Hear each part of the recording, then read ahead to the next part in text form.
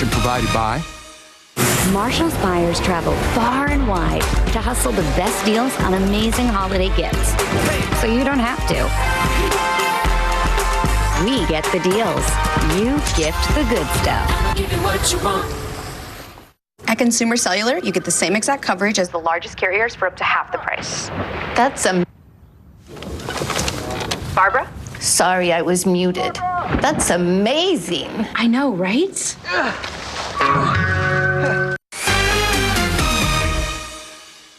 I got to direct it, and I got to decide who was in it. Monday on ET, our new interview with director George Clooney, talking about his new sports drama. All right, we got one more thing to show you before we say goodnight. Take care, y'all. You have a habit of losing your in ridiculous circumstances, too. Name them. Name them. Yes, that is Oscar winner Julia Roberts as Beverly Hills housewife Sutton Schrack. Julia and Andy Cohen recreating that now infamous Housewives moment between Sutton and Kyle Richards on Watch What Happens Live. Name them. Name them. I don't know if you're okay, actually. Name them. Name them. Don't know if you're okay, actually. Name them. Stop doing that. You're being Incredibly rude. How am I being rude? I'm asking you, name them. Julia Roberts, everybody! Name them. We begin with breaking news. Charges against former Spurs player Josh Primo have been dismissed. The Bexar County District Attorney's Office releasing a statement about 45 minutes ago saying there was insufficient evidence to prove the allegations made against him. Back in 2022, you may remember, Primo was accused of exposing himself to a then Spurs performance psychologist, Dr. Hillary Cawthon. She alleged Primo exposed himself to her several times over the course of several months. The district attorney's office says in order to pursue the charges, their office must be able to prove each element of a criminal offense beyond a reasonable doubt. And according to them, the evidence for each charge in this case was reviewed by more than one prosecutor, and it was concluded that the prosecutor's burden of proof cannot be met and the case was dismissed. Last year, Primo's accuser and the Spurs reached an agreement to settle her lawsuit. Also breaking news right now, about an hour and a half ago, the jury reached a verdict in the Quentin Phillips murder trial.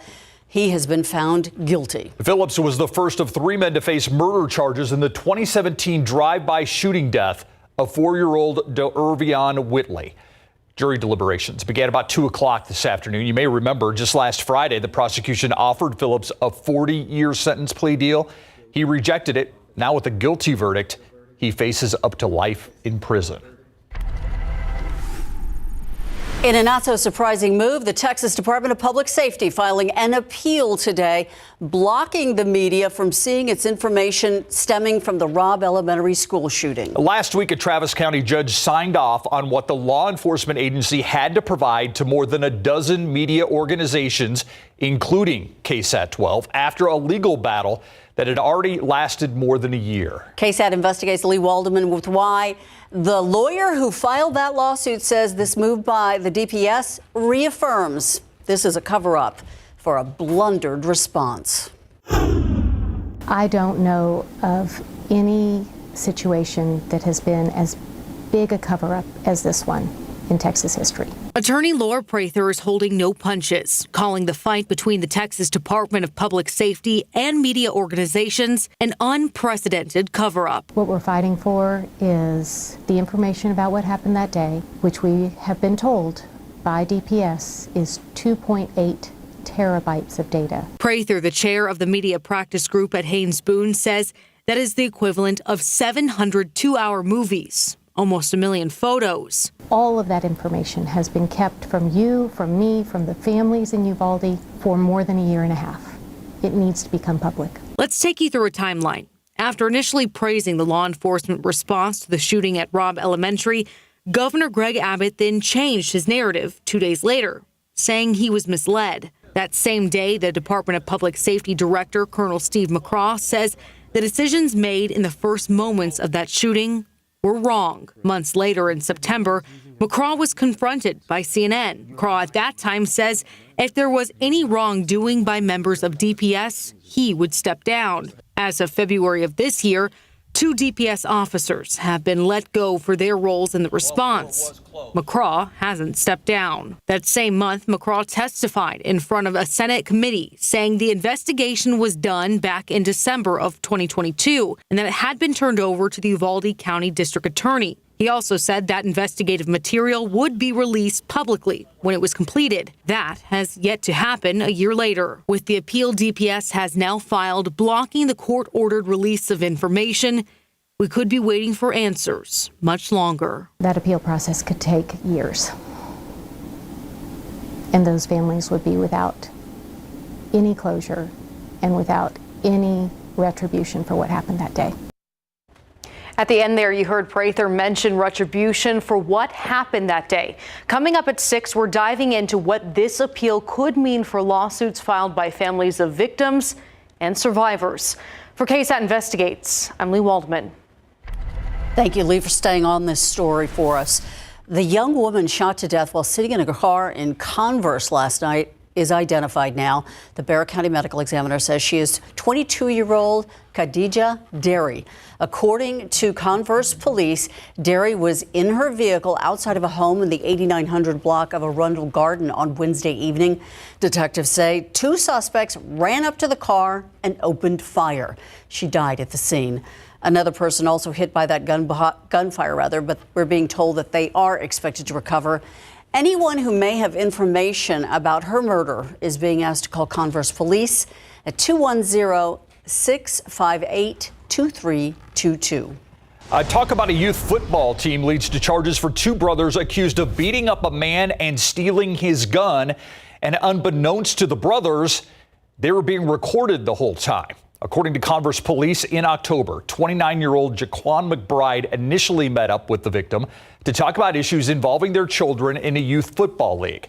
An arrest affidavit states McBride's 32-year-old brother, Jayon, showed up at the meeting with a blunt object in hand. Things turned physical when Jaquan allegedly punched the victim, who tried to fight back but ended up on the ground. Investigators say that's when Jayon hit the victim on the head with the blunt object. The victim tells police he tried to get back in his vehicle to leave, but says the McBride brothers pulled up and jumped on him. During the ordeal, police say Jaquan grabbed a gun that was inside the victim's vehicle, pointed it at the victim before his brother and he took off. Now, while all this was going on, the victim's wife was recording the entire incident. Police say he asked his wife to follow him to the meeting and record it just in case it turned violent. Both brothers charged with aggravated robbery and unlawful restraint, risk of serious bodily injury. A new development in the battle over those orange border buoys in the Rio Grande. Last week, a federal court ruled to uphold a lower court's order to remove those buoys, but Governor Greg Abbott is again pushing back, saying the state is going to petition this latest ruling. John Paul Barajas now in our newsroom with what else the governor is now planning to do to fight the order. Steve, Ursula, that's right. Governor Abbott already has a backup plan if the appeal he says he's going to file is rejected, saying they'll take it one step further by going to the U.S. Supreme Court. Whether the governor wins this battle or not, the appeal and possibility of going to the Supreme Court buys Abbott and the buoys time in the Rio Grande. And the added measures at the border continue now with the help of Operation Lone Star. Abbott is installing new anti-barrier climb walls, or ABC walls, in Brownsville. They're 8 feet tall gates that are being strung together and then wrapped in razor wire to make them even more difficult to get over or get through. Migrants crossing would have to get past the buoys and then find a way around these new installations. And as all of this plays out, a legal battle over whether CBP agents can cut razor wire continues. The Biden administration has justified the action, saying they do it to provide migrants medical attention. Attorney General Ken Paxton says federal agents are destroying federal property. For the time being, CBP cannot touch the razor wire. Steve, Ursula. John Paul. A woman leaving home before daybreak this morning ends up carjacked and shot in her neighbor's yard. She had not even left her driveway before she was confronted by gunmen. This happened in the 100 block of Elaine Road off of South W.W. White near Rigsby Avenue at around 6 in the morning. The victim says she was backing out of the driveway when 2 gunmen in ski masks bum rushed her and started shooting. Her uncle heard those shots and ran outside. He found her on the neighbor's lawn with a gunshot wound to the shoulder. And even though she was already shot, it appears the suspect just kept on shooting. Police found shell casings all the way down to the end of the block. The victim's uncle says it's just the day and time we now live in. There's been a lot of chaotic stuff going out there with a lot of these young people now these days. They don't care about things, so they didn't care for their own lives. Police say the woman should recover from her shoulder injury. So far, though, those suspects have not been found.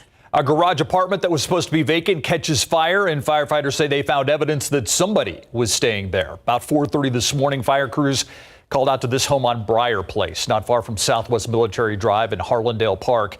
Firefighters able to put out those flames quickly before they could spread. Now, we're told a mattress was found in the area where firefighters say the fire started, leading them to believe someone homeless may have been living in the vacant garage.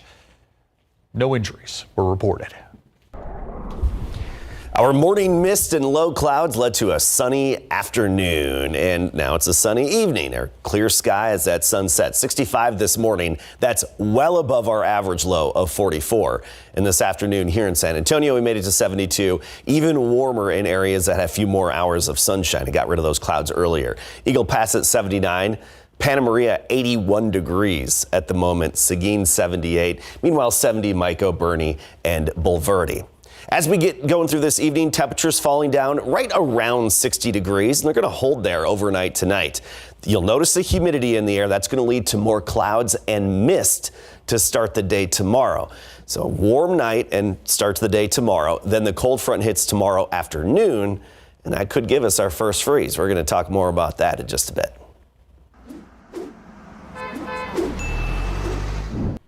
Thank you, Adam. Let's go to 37th at 9th Street right now, and you can see traffic actually moving smoothly, but there's some type of accident there. You can see one of the Hero trucks that divert traffic away from accidents, and a San Antonio police cruiser also on the scene of whatever's happening with that small vehicle there up against the median. Well, if your weekend plans include driving around Loop 1604, it's going to be deja vu all over again. You can expect some closures.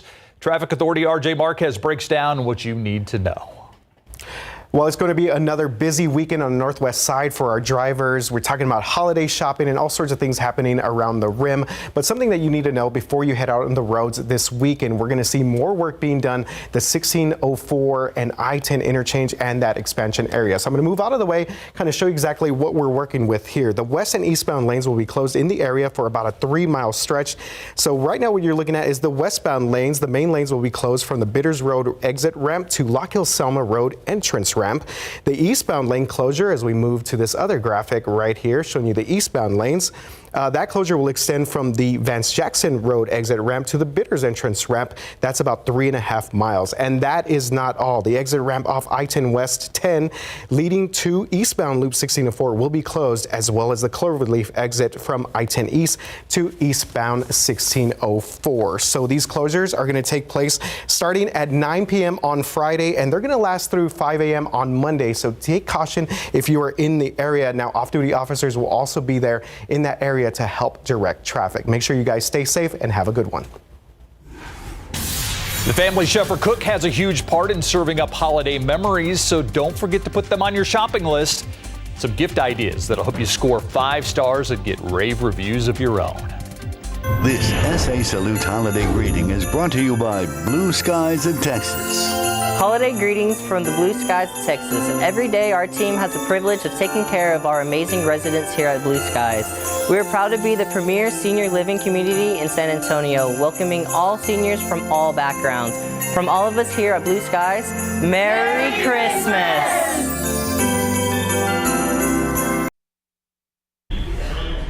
I'm Myra Arthur here in the newsroom, and here's what we're working on for the news at 6 o'clock today. Could minority and women-owned small businesses lose their edge for some city contracts? What the San Antonio City Council will consider coming up next week. Plus, have you ever driven around town and seen a name on a park or a building or a street sign and wondered who was that person? What did they do to get their name there? Well, coming up today at 6, we're telling you the stories behind some of San Antonio's namesakes. It's in a new KSAT Explains at 6 o'clock. Looking forward to it, Myra. Now, a little holiday help for you. If your friends and family like to cook, and maybe if they're even just novices with a griddle or spatula, a kitchen gift can be a useful and appreciated present. 12 on your side's Marilyn Moritz rounded up some ideas for $100 or less. If you're looking for a gift that sizzles, think kitchen. Trained chef Paul Hope has a few ideas. The person on your list doesn't have to be a professional chef. A lot of these ideas are just designed to help make life in the kitchen easier or elevate your cooking game. With a good chef's knife, you can slice, dice, chop, and mince with one tool. Consumer Reports testers say this Henkel's Premio cuts it effortlessly. It's $40.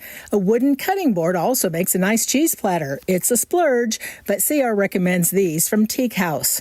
Or consider cookware that can multitask and last a lifetime. A Dutch oven can bake, brown, and slow cook. This enameled cast iron one from Spice got top ratings. If your foodie has a thing for fried, you can help them go healthier with an air fryer. This $100 Chefman has a decent-sized basket and a window so you can take a peek. If you're shopping for someone who already has an air fryer, things like bakeware add-ons are great for an air fryer because they let you make things that you couldn't normally make in a regular basket. This Crux Mini Loaf Pan Kit can turn their air fryer into a bread maker. Finally, stocking stuffers. These $15 Cuisinart mini oven mitts can handle the heat, and this citrus juicer makes the lime or lemon squeeze a breeze. Marilyn Moritz, KSAT 12 News. Taking a look outside with live cam. Ooh, it's pretty out there, but no clouds at the end of the day. Nice. No, it's December. You look at that, you could think, oh man, it kind of looks cool outside. Oh, it's not. It's not cool at all. It's going to be warm, above average through the night and into tomorrow. Then the cold front arrives tomorrow afternoon. Take a look at the impact that cold front will have on our morning low temperatures, which is typically shortly before sunrise. Tomorrow morning, 62. I mean, that's not far from our average afternoon high. Sunday morning, down to 39. And then Monday morning, we could be facing a brief light freeze. Right now, we're forecasting around 32 degrees. So let's take you through tomorrow. Fog in the morning at 62, a little bit of mist as well, kind of like what we had earlier this morning, and then we clear out. 76 for the high temperature. We'll hit that between noon and 4 p.m. The cold front hits at 3 p.m. Behind it, becoming very windy for the second part of the day. Basically, Saturday afternoon through Saturday night is going to be windy. We're talking a north wind, steady at 15 to 25, gusting in excess of 30, even nearly 40 miles per hour. Sunday, we talked about the cool morning at 39. By the afternoon, we're only up to 60, so a bit of a contrast there, and still a bit of a breeze out of the north. So let's talk about the cold air where it is right now. We've got 70s across most of Texas at the moment, but temperatures fall off, not exactly bitterly cold for this time of year, but some 40s and 30s off to the north and in parts of the Northland. That cooler air is slowly pushing southward. You're not going to notice it tomorrow. You'll notice it by Sunday morning. Then Monday morning, with the clear sky, calm wind, and very dry air in place, that should set us up for a brief light freeze. Now, some parts of our area, particularly the hill country, has already had a freeze. Some of us haven't. This is what we're expecting by Monday morning. Just barely above freezing along the Rio Grande. Briefly 32 to 31 degrees in and around San Antonio. So everywhere on the map here, just take the extra precaution just in case to cover and bring in the sensitive vegetation. And of course, remember your pets. Pipes, A-OK, nothing to worry about with the pipes. And as the cold front moves through tomorrow, we talked about the wind. Another precaution here is securing inflatables Saturday afternoon through Saturday night. Notice our wind gusts during the day, first part of the day, nothing major, 10 to 15 miles per hour. But closer to 3, 4 o'clock when that cold front hits, our winds start gusting. And look at 9 o'clock, we could see some gusts between 30 and 40 miles per hour. Mountain Cedar low today. It's likely to climb on Sunday because of the north wind coming out of the hill country all Saturday night. So plan for the higher cedar count. Slight rain chances for the middle and end of next week at 20%. Thank you, Adam. All right, is tonight the night? The Bulls are in town. Not playing especially well. can't do it as well. Yeah, as they used to. exactly. Fingers Yeah. crossed that the Yeah. Spurs could end that horrible losing streak tonight. I mean, the Bulls are not setting the world on fire either. So coming up, Zach Collins talks about the Spurs' defensive effort, particularly Wednesday night against the T-Wolves. And in high school football, Davenport will play in the state semifinals tonight. They're one win away from state. Coming up.